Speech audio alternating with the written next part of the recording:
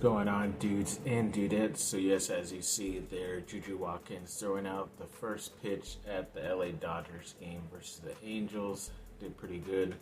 Wasn't that far off where the catcher was. So yeah, either way, guess she didn't embarrass herself. But yeah, a lot of cool picks there. Pick with like Shohei Ohtani as well. They're overall big time star. So yeah, that's pretty cool.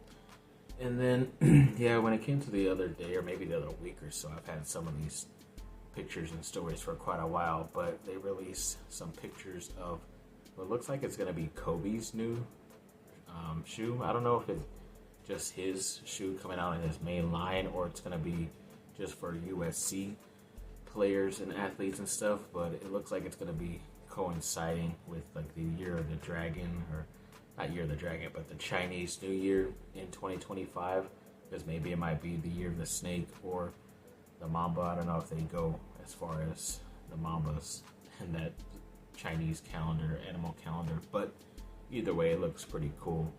Overall, obviously, USC colors still intact, so I'm sure it's going to be too darn expensive for me to have anyway, so yeah, I'll just look at them from afar, I guess.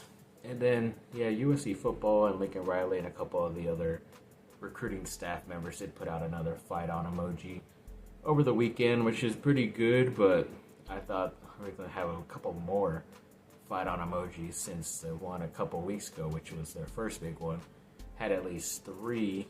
And I think within some point, within the last couple weeks, there was another one out there, but like I said, I don't know if they mentioned that preferred walk-on as one of those emojis. So as of right now, I think the count is about 3 emojis that are still unclaimed by recruits. For some reason haven't put out that they decided to go to USC. Maybe they're still taking other visits, or I don't know, just waiting I guess for graphics to be made by some people so they could post it on social media. But either way, looking forward to seeing who those guys are. And it looks like USC is on flip watch this one, at least going towards them in this case, where it looks like they're trying to flip the 4-star number 6 overall safety and like 76 or something like that overall player in next year's class, and Kendarius Reddick to come to USC from UCF out there in Florida. I don't know if he's from Florida or not, forgot to check that up,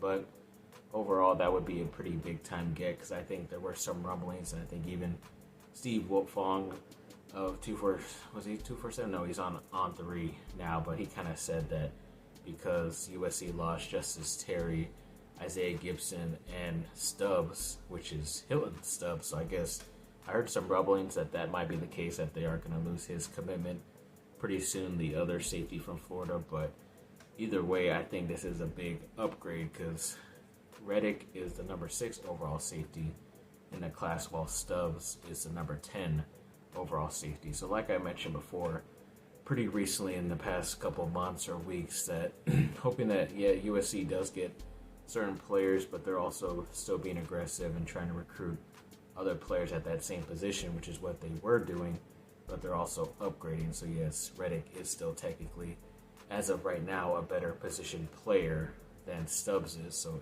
if we lose the Stubbs commitment at some point pretty soon, then I'm not surprised that maybe he was looking at other schools, because he heard Reddick was going to be trending towards USC and flipping over there and committing, or maybe he already has. So I guess the person that put in the prediction for him to switch to USC is only at like 60%, but that's still better than 50. So hoping that they do get a better talented guy. Hopefully some more talented guys are heard of at some point soon. But yeah, looking forward to this flip season going towards USC's way.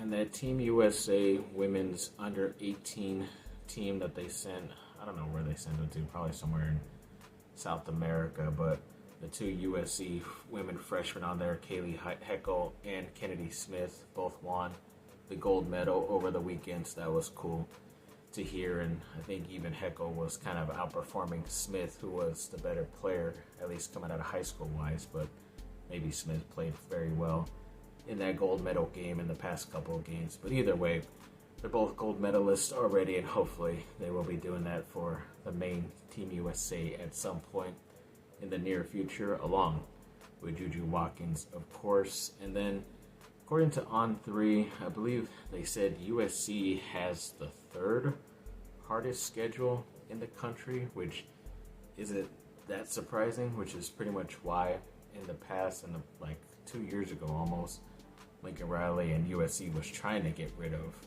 that LSU game because I guess they had a feeling they were going to be heading towards the Big Ten with maybe the possibility of playing against a Michigan and Ohio State, Penn State, teams like that. They got 2 of those 3. They don't get Ohio State this year. They could get them in the Big Ten championship if everything goes well for both teams. But yeah, then that would just make their schedule even tougher. But yeah, so it's going to be a tough game against LSU. They still got Notre Dame, who is an out-of-conference, so that's a top 10 team. And you've got the Penn States, at least they're coming in to LA, but then you got to go on the road to Michigan, who just won the championship. So yeah, it's going to be a tough schedule overall, but hoping for the best because there are a lot of good teams up there. I think even Georgia, Alabama's up there in the top 10. So yeah, if you're going to be the best, you got to beat the best, I guess. I'm going to read off a couple of guys from different PFF lists that should hopefully give USC some hope going into what it looks like to be the third toughest schedule in the nation. But yeah, PFF said when it comes to top returning offensive linemen for all of college football, Jonah Monheim, the returning center now, is considered the number 5 overall offensive lineman in the class. So yeah, at least you got a leader on that offensive line, so that's pretty good to see. And when it came to top returning cornerbacks, I believe in the Big Ten, they have John Humphrey, the transfer from UCLA, at number 10 on that list. So yeah, a lot of these guys are going to be from the portal, but this is why a lot of people still have some high hopes for USC to turn around that poorish defense last year just because of the talent that they were able to bring in during the transfer portal. But according to PFF, they do have one of the top freshmen when it comes to the edge position in Cameron Fountain. He is considered the number 9 overall player in that spot, which is obviously good because they almost weren't able to get him, but once he decided to commit to USC late in the process, like he's still stuck with that commitment. So that was nice to see, even though his main recruiter did leave, and he is obviously a very talented guy that they stole from the state of Georgia. So hopefully there will be some more guys to follow after him. And when there's a top returning safeties, according to PFF in the Big Ten, USC has at number 8 Akili Arnold, the transfer, and number 9 Kamari Ramsey, the transfer as well.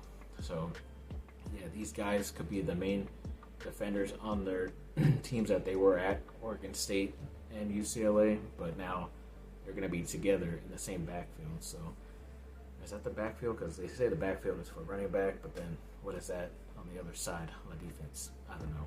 The field, I guess.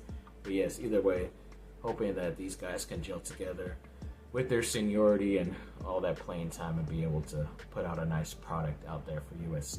It just has to be half as better as what it's been the past couple of years. As long as it's that top 50 maybe, then USC's schedule shouldn't be all that hard to get through. So hoping for the best. And even when it comes to a top 10 On3 did of the top quarterbacks when it comes to their total passing yards, I think they even had Jaden Mayava, the USC guy, on there at number 7 with 3,085 passing yards, and that does not even include his rushing yards, which is pretty good at being a dual threat guy. Maybe not a full dual threat guy, but kind of like a Mahomes where he can still use his legs and get first downs here and there, but I think he's a little bit more of a better runner than Mahomes because he's probably a little bit taller and thicker as well, so he can take on some of that punishment like a Josh Allen in Buffalo. But yeah, and that guy's going to be most likely your second string, and seeing him live at the USC spring game, I kind of thought that to me looked more like a quarterback than maybe watching Miller Moss, but Moss has deserved the chance to at least start. Yeah, it's going to be a tough game against LSU. Maybe he gets pulled early if things aren't going well, and Mayava gets thrown in there to see what he can do against a tough team. But yeah, overall, I just think Mayava might be the guy of the future eventually. And there was this post on X that looked at over the last 10 seasons the winning percentages when it comes to a team's college football team and a college basketball team. I think Duke obviously is up there at number 2 overall with their basketball program. Sadly, no football on this list of 27, 28 different spots, but USC is on here at both of those spots. They did have, I think it was at number 18, their football ranking, and then basketball was at number 27, so yeah, close to the end. But either way, that is still improving, and hopefully they will be able to bump both of those up in the near future.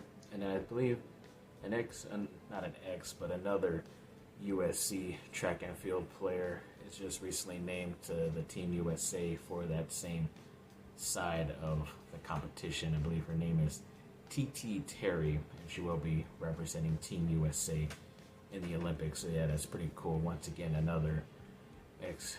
I always want to say ex because I don't know exactly if they graduated from USC, but another USC student representing Team USA for the Olympics. So yes, good luck to Terry. And I want to get into, to finish this video off, about kind of some rumors going around USC and Lincoln Riley, and even like Paul Feinbaum, who's like on ESPN, or I don't even know if it still is, but yeah, he recently said that it's over for Lincoln Riley at USC. I don't know exactly what that quote was being taken out of, but there was also like a story that popped up saying that USC shouldn't be wasting their time with recruiting. I'm assuming they meant like recruiting certain type of players, but like I said, when it came to Terry and Gibson, that's why I never understood why they committed so early, unless it was just a money thing from the beginning, which does suck because you kind of assume if a guy's going to commit that early, then you kind of believe that they're in it for the right reasons, but I guess not in this case, and that's why you just hope for the rest of the way going through. And I know even like Mark Culkin, who covers USC for like Locked On USC and WeAreSC.com, he recently said too, like they should go away with all this like pre-committing BS stuff and, you know, early commitments and all that, and then giving the players an opportunity to decommit and then choose somewhere else because of money or certain situations. It's like once you decide officially, no matter what time of the year, a year before you go to that school officially, a couple months, a couple days, whatever, then it's like, yeah, you signed this contract, you're officially going, that's it, no matter what. I kind of understand if it comes to like if a coach ends up leaving for the NFL and it comes like during the spring semester, then I guess you could still have that window where they give them like 30 days to enter the transfer portal, even if those certain portal windows aren't open anymore.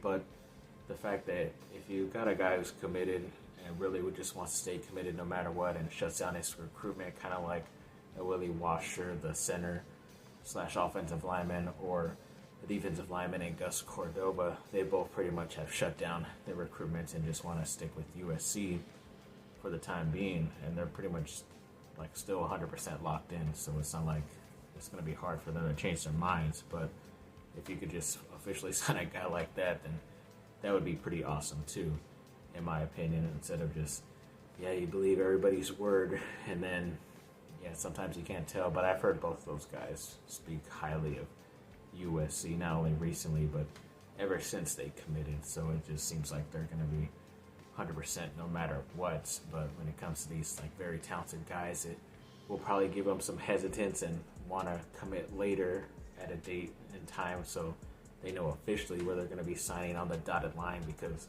you know, once they start paying players, it's kind of going to be like a job, and, you know, you're going to pick where your boss is and all that stuff, so where you're going to work. But yeah, I guess it kind of brought up the question too, because Lincoln Riley has flirted with the idea of going to the NFL. He's done that a couple times, like his later years at Oklahoma. He even did it pretty much last year. Everybody assumed he was just going to follow Caleb Williams to Chicago, but until I think they said they're going to keep their coach, and it was like, okay, I guess he's going to end up staying. But maybe every year there's a firing in the NFL, and that's a big time place for somebody to get fired. if Chicago doesn't have as good of a season as they think they're going to have. Even the New York Jets, who Robert Saleh, who I think is a really good coach, probably a better defensive coordinator in my opinion. But if things don't go well there, it could be another big market that Lincoln Riley would be attracted to go up there. In New York, to work with Aaron Rodgers in his twilight years, there's always that possibility of Dallas, and he's always flirted with the idea of coaching with them. So I don't know, it could be interesting, but I just hope that he's here for the long haul. At least that's what it seems like, especially the fact that they're still recruiting way into the future. They even had some guys over from like the future classes, not only from the junior but also sophomore and freshman. I guess everybody does camps for those kids, but at least they're still committed to doing those and having guys on campus and working them out and getting in touch with them early. So I guess that's a bright sign. But yeah, it is still a scary possibility if USC doesn't do well. And I've heard a lot of crap about that House of Victory too, the NIL fulfillment that supposedly helps out these players, but I don't know, maybe the money is lacking when it comes to high school recruiting, and if you don't bump that up when it comes to that spending money, then it could be hard to even coach in college football in the end, especially at a high place like USC, if you're just, kind of getting the second or third fiddle guys and kind of like a Clay Helton type where you might get a couple of top players and then the rest are 3- and 4-star guys, and that's pretty much it. Not saying all those guys are bad, but still, a lot of them don't pan out as much as the 5 stars and the higher 4 stars as well. So a lot of things to take in, especially this last part of the video, but hoping that these are just rumors and little things that us true USC fans are just overthinking, and hopefully it's nothing in the end. Yes, thanks for watching, people. Like and subscribe. Comment down below. Let me know what y'all think. Have a great rest of your day. Bye. If I don't, it's really good. Excuse me.